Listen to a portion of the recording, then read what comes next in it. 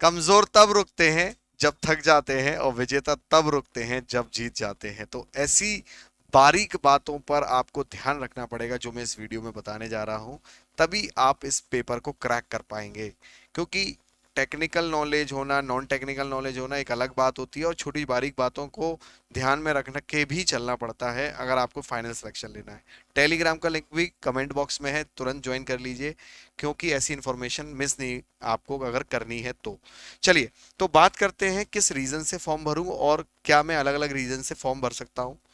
सबसे पहली चीज, अलग अलग रीजन से आप फॉर्म नहीं भर सकते हो, क्योंकि एक ही पेपर कंडक्ट होगा एक ही समय पे, तो आप अलग अलग रीजन से जॉब नहीं भर सकते। रीजन कौन सा चुनना है उसके लिए ये बात दिमाग में रखना है, इसमें साफ मेंशन है नोटिफिकेशन में कि आपको उसी जगह पेपर देने जाना पड़ेगा जहां का रीजन आप भरोगे। तो मान लो आपने ईस्टर्न रीजन भर दिया, तो आपको पेपर बेटा बिहार झारखंड ही देने जाना पड़ेगा, जो उस रीजन की जगह पड़ती है वहीं पे।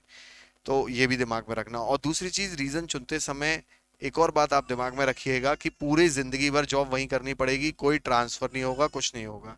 अब देखिए, यहाँ पर एक बात और दिमाग में आपको रखना है कि जो ये रीजंस हैं, इसमें ट्रांसफर आप कैसे भी नहीं ले सकते, ये दिमाग में रखना, पूरी जिंदगी भर जॉब करनी पड़ेगी। और एक और बात है, हाँ, जैसे मान लीजिए आपके शहर में आसपास कोई सबस्टेशन है पावर ग्रिड का, और टेक्नोलॉजी वाइज कैसा है, आपको कितना सीखने को मिलेगा, ये भी एक बात आप दिमाग में रख सकते हैं। हम अभी से ये कह दें कि इस रीजन की कट ऑफ कम जाएगी, इस रीजन की ज्यादा जाएगी, ये थोड़ा सा इम्पॉसिबल है कहना अभी से।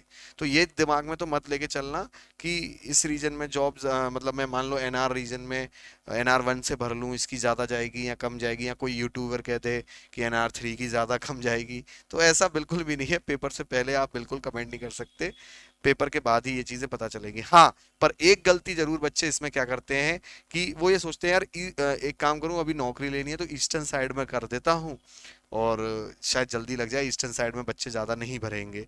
तो ऐसा करने से पहले ज़रूर सोच लेना, क्योंकि ज़िंदगी भर नौकरी वहीं करनी रहेगी, है ना। अब देखिए, एक और आपका जो चुनने का जो रीज़न हो सकता है वो ज़रूर ध्यान में रखना क्या है। ये यहाँ पे वैकेंसी दी हुई है, यहाँ पर वैकेंसीज आप देखना, ठीक रीजन के बाद में वैकेंसी लिखी है, और आपका जो भी रीजन पड़ता है वो आप देख लीजिएगा। जैसे दिल्ली के रहने वाले हैं तो आप NR1 में आएंगे, है ना।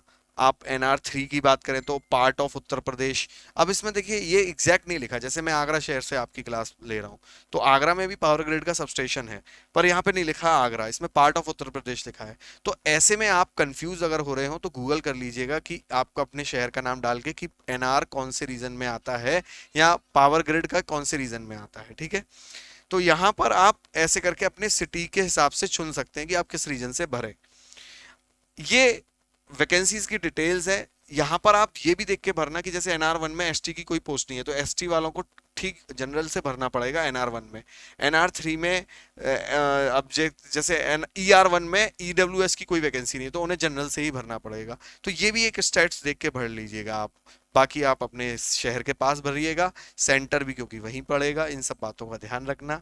और जीरो टू हीरो बैच से काफी बच्चे सिलेक्ट हुए हैं लगातार टेक्नीशियन पोस्ट पे, और उस बैच को आप भी लोग ले सकते हैं, ताकि आप भी अच्छा स्कोर करें, क्योंकि उस कंटेंट से ही आपका सिलेक्शन होगा।